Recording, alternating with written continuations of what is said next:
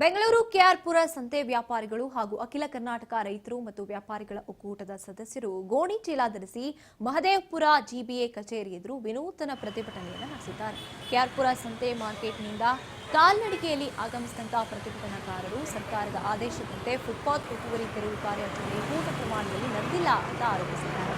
ಅಲ್ಲದೆ ಸಂತೆ ಮಾರುಕಟ್ಟೆಯಲ್ಲಿ ಸುಂಕ ವಸೂಲಾತಿ ಹೆಸರಿನಲ್ಲಿ ಅಕ್ರಮವಾಗಿ ಹಣ ಸಂಗ್ರಹಿಸಲಾಗ್ತಾ ಇದ್ದು ಜಿಬಿಎ ಅಧಿಕಾರಿಗಳ ಕುಮ್ಮಕ್ಕಿನಿಂದಲೇ ಈ ಅಕ್ರಮ ನಡೆಯುತ್ತಿದೆ ಎಂದು ದೂರಿದ್ದಾರೆ. ಇನ್ನು ಮಾರುಕಟ್ಟೆ ಸರ್ವೆ ಪೂರ್ಣಗೊಂಡು 3 ತಿಂಗಳು ಕಳೆದರೂ ಗಡಿ ಗುರುತಿಸದೆ ಅಧಿಕಾರಿಗಳು ನಿರ್ಲಕ್ಷ್ಯ ವಹಿಸಿದ್ದಾರೆ ಎಂದು ಆಕ್ರೋಶ ವ್ಯಕ್ತಪಡಿಸಿದಂತಹ ಪ್ರತಿಭಟನಾಕಾರರು ಕಳೆದ 4-5 ತಿಂಗಳಿನಿಂದ ಮನವಿ ಸಲ್ಲಿಸಿದ್ರೂ ಯಾವುದೇ ಕ್ರಮ ಕೈಗೊಂಡಿಲ್ಲ ಎಂದು ಅಸಮಾಧಾನ ವ್ಯಕ್ತಪಡಿಸಿದ್ದಾರೆ.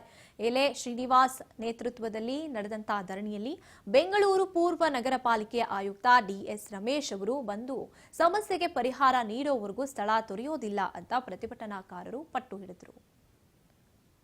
ಮಾತ್ರ ತೆರವುಗೊಳಿಸ್ತೀವಿ, ಇನ್ನು 200 ಕಿಲೋಮೀಟರ್ ತೆರವುಗೊಳಿಸ್ತೀವಿ. ಏನೆಲ್ಲವನ್ನೂ ಫುಲ್ ತೆರವುಗೊಳಿಸಿಲ್ಲ, ಇನ್ನು ಇಟ್ ಈಸ್ ಅಂಡರ್ ಪ್ರೊಸೆಸ್, ತೆರವುಗೊಳಿಸ್ತಾ ಇದ್ದೀವಿ.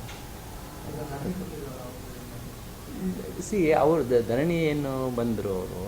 ಸೊ ಇವರಂಗೆ ನಿಮಗೆ ಗೊತ್ತಿದೆ, ನೀವು 2-3 ಗುಂಪುಗಳಿದ್ದಾವೆ. ಒಂದು ಗುಂಪು ಬಂದು ಮಾಡಬೇಕು ಅಂತ, ಒಂದು ಗುಂಪು ಬಂದು ಮಾಡಬಾರ್ದು ಅಂತ. ಬಟ್ ನಾವು ಅವ್ರು ಹೇಳ್ದಂಗೆ ಕೇಳೋಕ್ಕಾಗಲ್ಲ. ನಿಯಮಾನುಸಾರ ಏನು ಮಾಡಬೇಕು ಅದನ್ನು ಮಾಡ್ತಿದ್ದೀವಿ.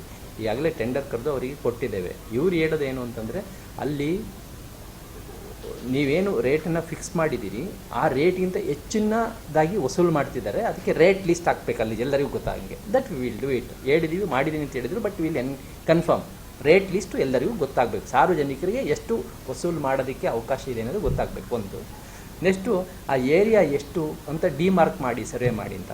ಸೊ ಮಾಡಿದಾರಂತೆ, ಸರ್ವೆ ಮಾಡಿದ್ದಾರೆ, ಎಲ್ಲ ಆಗಿದೆ. ಬಟ್ ಕಾಣೋ ಹಾಗೆ ಒಂದು ಅಲ್ಲಿ ಬೋರ್ಡು